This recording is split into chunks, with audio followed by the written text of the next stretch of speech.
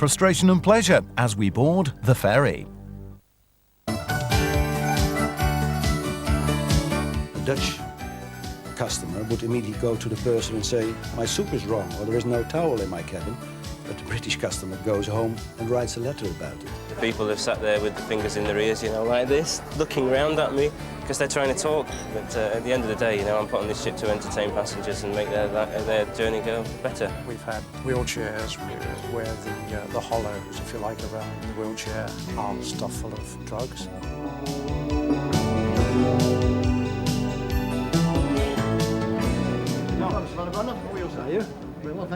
Tension is mounting for the crew aboard the ferry North Sea.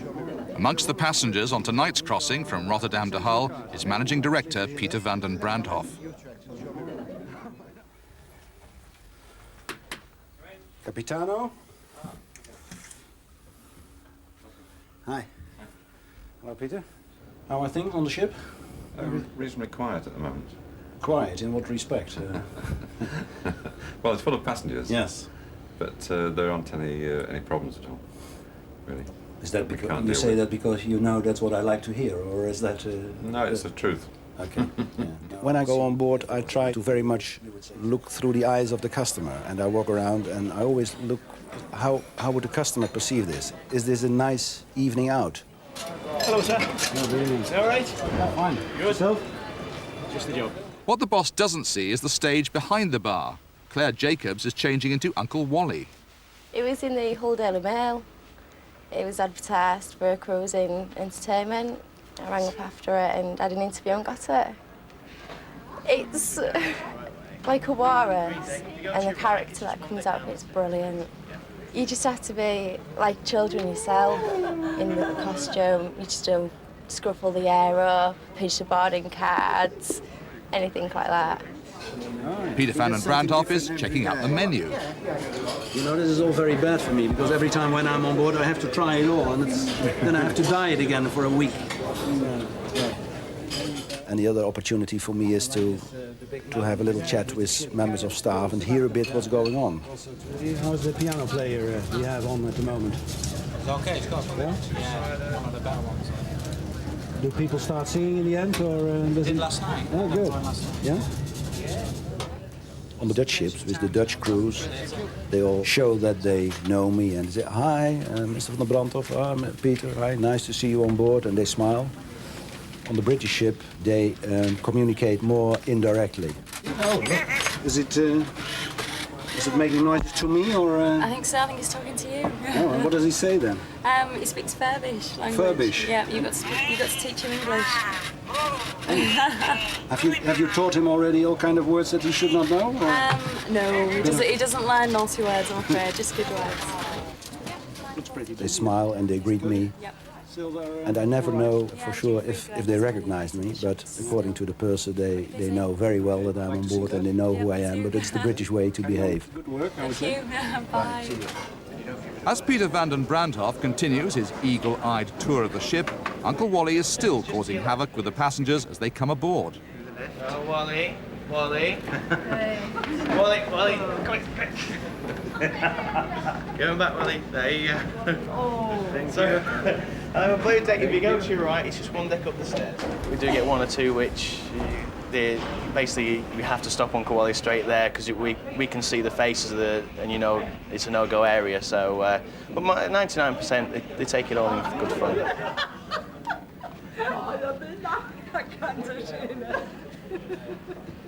Side door and stores hatch secure. Okay, thanks, John.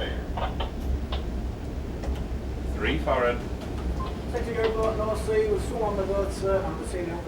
As Captain Peter Cocker swings North Sea off the berth and heads to sea, Peter van den Brandhoff, his cover blown, has been cornered by a group of passengers from Yorkshire returning from a short break to Amsterdam. What did you do there? Go to the museum? Oh, yes, of course. Yeah. Madame Tussauds as well. Madame Tussauds. Yes, very good. Didn't go into the shops or anything? Didn't buy anything? All the shops, and then we went to look at the girls. Which girls? On the red light district. You brought them all with you then? No, we sent them shopping. Now, it's the third degree on the ending of duty-free. So you've only got the expensive zigs on sale now, not the cheaper versions. Why? The problem is we now have auto supplied from the Dutch side because it is Dutch duty paid. So the suppliers in Holland are not yet up to speed with what you British are used to have. In Peter van den Brandhof's experience, these upfront Yorkshire folk are the exception to the rule applying to most British passengers. A Dutch customer would immediately go to the person and say, my soup is wrong, or there is no towel in my cabin. But the British customer goes home and writes a letter about it. One deck down in the bar, Claire Jacobs, now appearing as herself, is giving parents a break and treating the children to their own cabaret.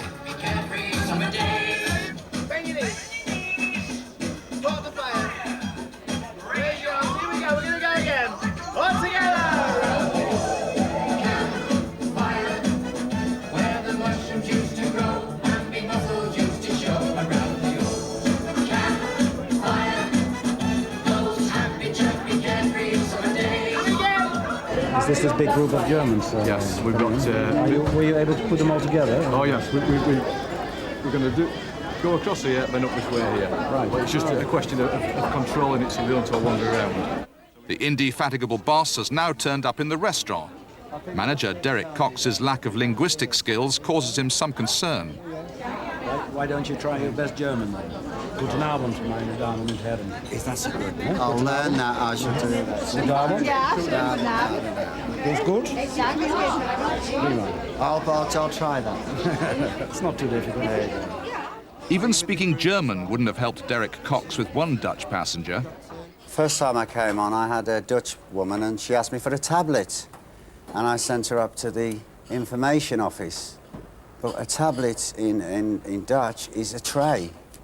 And I sent her off to go and get a couple of paracetamols, you know what I mean? So I felt all right in it when she come back down. But no, you do know a little thing what they're on about. And if you've got any requests, all you have to do is come and see me, Paul. I'm in the hall, in the wall. After dinner, it's the job of entertainment manager Paul Marlowe to persuade passengers to boogie the night away. We've got a very special birthday for Maria, who's out there, who's 23-year-old. So happy birthday to you.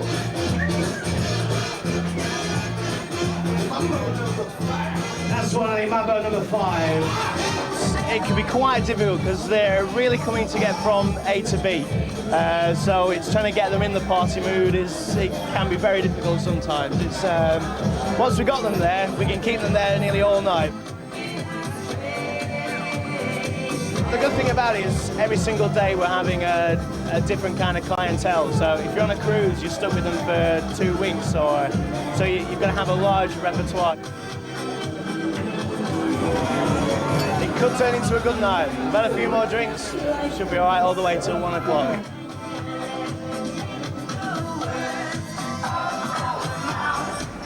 As Norsey heads through the night back to Hull, her fuel consumption is running at a steady 35 yards to the gallon. Her passengers are consuming steadily as well. Went through 1,550 kilo of bacon just for 1 month. Gammon-wise, went through 1,338 kilo bun and rolled. Beef, 1,336 kilo. And 30 dozen a case, and I went through 96 cases of eggs.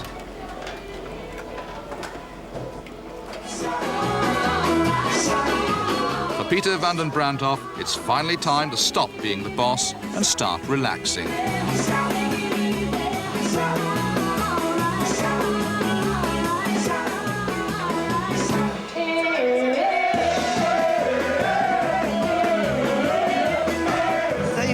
Dance, which is very unnatural for me, but I think it's a very, very nice group. Yeah. Your staff will be very impressed. You're a very good mover.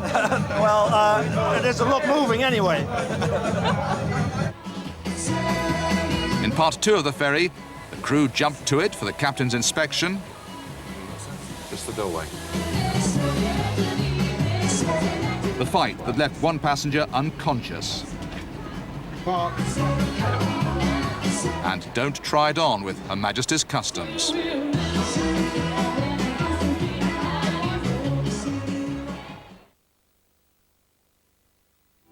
This is the workshop of radicals. a one-car garage where two young men with $500 in venture capital invented an industry. Their idea was simple: invent something useful and significant, or it doesn't leave the garage. The idea was so simple, it was radical. Today, the company of Bill Hewlett and Dave Packard is being reinvented. The original startup will act like one again. Watch. It's been performing well for years, making money for more and more people. So whether it's for the future, for the family, or for the things you want, it's a wonderful way to invest. It's investment trusts, the easy way to invest in the stock market. Call 0800 707 707 now for a free information pack.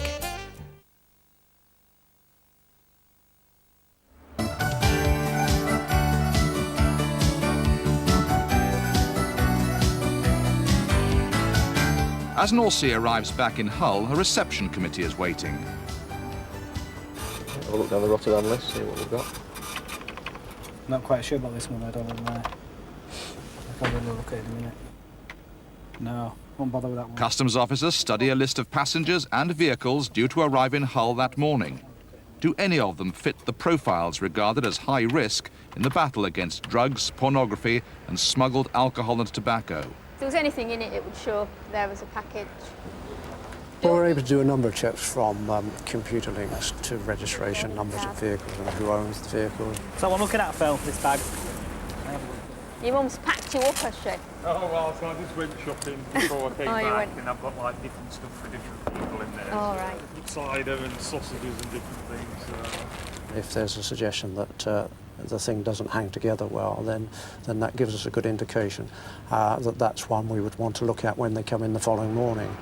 People smuggle in a space, and where you've got a space, there's a potential for drugs to be there. And whether it be the vessel, the car, the trailer, the holdall, the wheelchair, if we've got good information, then we would take it all away. And if our drug stocks indicate that there are drugs there, then we would strip the car down to the bare bones. You can go to any part of a vehicle and any part of a suitcase, any part of a person. Clearly people smuggle internally, but we've had wheelchairs where the hollows around the wheelchair are stuffed full of drugs. We've had individuals who've had bandages on their legs and splints, and behind the splints there will be drugs. Eddie, I'm just going to go off and do this on the baggage bench because it's got some bits and pieces in it. Can I just come over? There is not one type of person or one type of transport. Where smuggling hasn't been done, it might be from a minister of religion, a nun, or a baby being used to smuggle. We've had everything. Well, I suppose departmentally we stop about 10%. Do you understand, sir, that there's certain goods you cannot take out of the country? Yeah. Firearms, flick knives? I have Do you have anything of that nature? No. All those stopped today turn out to be law-abiding citizens. But in one recent 12-month period, officers found 13,000 litres of whiskey, 11 million cigarettes and drugs with a street value of £5 million, all coming off the ferries. Can do that, sir. Just the doorway. Yep. Back on board, the crew are being checked out themselves. It's the captain's weekly inspection. Yeah, all nice and clean. Spotless eye. Yeah, as usual. As usual. Yeah. It's a statutory requirement that once a week the master inspects the crew accommodation, galley, the public spaces, and they have to enter that in the official logbook. Good morning, gentlemen, or ladies and gentlemen. Who's doing the bar these days? No, Jasper. Jasper. I hope if they found any dusty bits in the cabin, they took that little fluffy thing off the top and give it a... Right, down to B deck. Basically, it's to try and keep up the standards of the crew, cleanliness. And it also gives you an opportunity to talk to the crew as you go around. Richard, there's a light in here. Sir? Small light, and grouting to do. I'll put it on your list. Apart from that, everything okay? Yes, good. Okay, thanks very much. Let's go across the alleyway here and look at the girls. Captain, can we ask for a whole body mirror? Ask for what? Whole body mirror. Whole body mirror. All right. You can ask, yeah. Can we have it? Where do you want it? It's not a standard issue, really. We'll see what we can do for you. I know most of them by the first name. How's Tony? Fine, how was yourself? Yeah, not so good. Not so good. Well, what's Cammy wrong knee. here? Cammy knee. You know what's And it's nice to be able to walk around the ship and chat and ask them how they're getting on and if they've got any problems. I'll just have a look in here, see what we've got in here. See, we've got the shelves are there, the new containers there, so it's just right, take it all out. Yeah, because they will drip, won't they? I mean, these things are dripping, aren't they? And there's no scupper, is there? And then it's a decision on whose job it is to clean it. He's not that bad. I quite like the thought of it being strict and everybody knew where they stood and what they're doing, but actually it's not as strict as you would think it was going to be with it, you know, 4 stripes, 3 stripes or whatever it is. They're all very approachable. It's wet. Spotless captain. Well said, Jeff. Yeah, it's pity about the handrail, isn't it? What? Company should have got good stuff into the ship yesterday. Yeah, thank you, Jeff. Yeah, so it's pretty good in here, yeah? Yeah, no problems? No problems. Good, good. On every ship you have captain's inspections, you have lifeboat rules, it's just part of the spin at sea. As Captain Cocker completes his tour, loading for that night's crossing has already begun. Loading and balancing the ship is a precise art if she's not to sail with a dangerous list. It's the responsibility of First Officer Paul Trafford and his shore-based colleague Paul Fulton. We'll get all the passenger vehicles on the main deck. All we'll need down there is the coaches, which is 5 of. Yeah. So, you know, they'll all go on the hill at the end. Yeah, and there's eight self-drives for 110 metres, so accommodate them in F-deck then. It's a general principle that we need to get the weight forward when we sail. We have to have the ship within a certain condition of loading. Obviously, we need to be upright from side to side, but also longitudinally we need to be either even keel or slightly by the stern.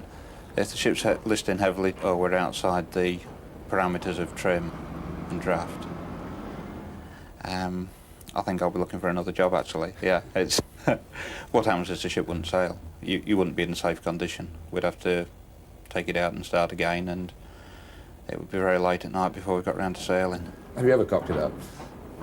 No.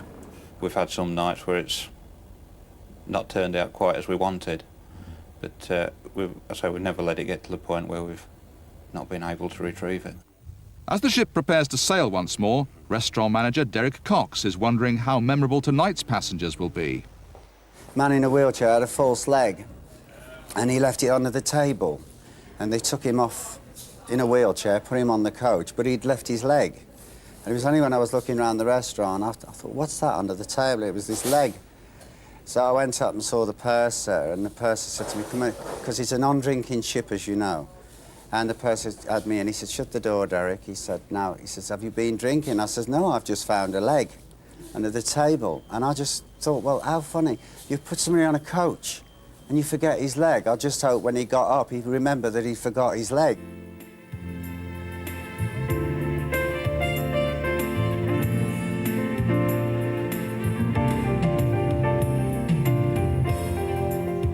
Nine o'clock, and in the upper lounge, Neil Archer from Doncaster has embarked on his programme of easy listening music. Easy for the audience, that is, if not always for him. You do get some, especially the Germans wanting some of the umpire music, and I only have a couple of those in my repertoire. Some nights you get in here and it's very, very quiet, and people are just sat reading, you know, and you feel like you're stopping them from sleeping. Some people have come to me and they've said, can you turn the piano down? And it's impossible to turn an acoustic grand piano down, you know, I mean, it's not plugged into speakers, it's just playing by itself. And other people have sat there with the fingers in their ears, you know, like this, looking round at me, because they're trying to talk, and it's as if you're intruding on their conversation. But at the end of the day, you know, I'm put on this ship to entertain passengers and make their journey go better. In the bars, tonight, like most nights, the atmosphere is lively and good-humoured. It's the sort of night barman Jeff Polthroman enjoys, unlike one he remembers. One night there was a drunk, and he hadn't been buying the stuff out the bar, He'd obviously been drinking his own bottle, and he staggered up to the bar about midnight, and he couldn't hardly order his drink. So I said, look, I'm sorry, sir, I can't save you. I said, you're in no fit state. And I turned to save some other passengers, and this glass come whizzing by my head and shattered at the back of the bar, and all you could see was the powder stain where it had shattered. And that's about the most terrible thing that's happened to me. But tonight is going to be another of those sort of nights. Just after midnight, 5 young men are involved in an argument which leaves one of them unconscious. Can you taste blood now when you swallow it? No, okay. This is the sort of incident the crew are trained for, but would prefer not to happen. The right eye, sorry, left eye's not responding, the right eye is responding. What size is it? Captain, I've just called out, 10 minutes ago. A man who's been beaten up. He's having no response whatsoever to light in the left eye. We're just going to ring Corral for advice. The next thing is someone came running down, said there's a fight or a fire upstairs. Went upstairs, 3 Dutch guys came in, and the girl said these 2 had come out and started a fight. Both were lying on the floor. His mate was lying over him crying because he was unconscious. We didn't get him round till we got him down here. Yeah. He's getting better now. He's getting better. The time, 1:52. Yeah, BP, 108/71. Pulse 102, if you tell that to Richard. Captain, Richard just rang Hull Royal and they've advised that he's off straight away as soon as possible. An RAF helicopter is scrambled from Norfolk and arrives over the ship within the hour. The winchman and the crew work together to prepare the casualty for evacuation. Let's put the oxygen back in you as well, Mark, all right? I didn't have much sympathy with him, but you've a job to do, you've a duty to do. And the ideal that the man was injured, regardless of how it came about that he was injured, he still had to have medical attention. Well, hopefully I don't have to, we'll have to see it again, but it does happen. Most untypical. Thank God. Now, the others involved in the incident receive a visit from crew members with whom it's best not to argue. Get your kits on. Get dressed, get your kit on. Do it now. Get your kits on, do it now. You need your passports, lads. What's his name on top? Doug. Doug. We've asked the 3 young men who was alleged to be involved in the fight. Because as yet there's no complainants, what the proposal is from the ship's police officer is that we'll wait until such time as there is a complaint. Obviously when we're docked we'll inform the Mauritius, the local Dutch police, who in turn will inform the British police. Later that day, the Dutch police refused to allow the men into Holland. John Graham and the crew must take them back to Hull. As North Sea approaches Rotterdam and the passengers come down for breakfast, few are aware of the night's drama. For the crew, it was just another incident to test their professionalism and patience. When it's a general medical case, it's a different thing altogether, I think. When it's this kind of incident, we do actually talk about it afterwards and say, young kids, idiots, too much beer. But it's just something that comes with the job. We have to get on with it and deal with it when it happens. Don't moan about it, just do it and get it done. You look knackered. I am. Very. I'll grab half an hour and that's it. Fresh day. The half an hour is if I'm lucky. The injured man decides not to press charges. But in the interests of other passengers, the company bans all those involved from travelling again. Later that morning, Captain Cocker and his senior officers assess what happened. What sort of mood were they in this morning? Were they recalcitrant or? Recalcitrant initially. Right. Amenable, latterly. Yeah. So they'd come round, had they? They weren't drunk. Were they last night? Yes. Yeah. For the crew, tonight will be business as usual. The passengers, as usual, delightful. Light as bed isn't working. For like, All right. sole use. I should have somebody to come and attend to that for you. Or incredible. They called for car drivers and I expected everyone to have been gone, so I opened the door, knocked and waited and then opened the door and they were at it. So, you know, you just politely excuse yourself and then inform them that it's time to go. Good now. Sing along to this one if you know the words, I'm sure you do. It's called Lady in Red. Weather forecast for tonight's crossing is for westerly winds of force 4 to 5 with a moderate sea.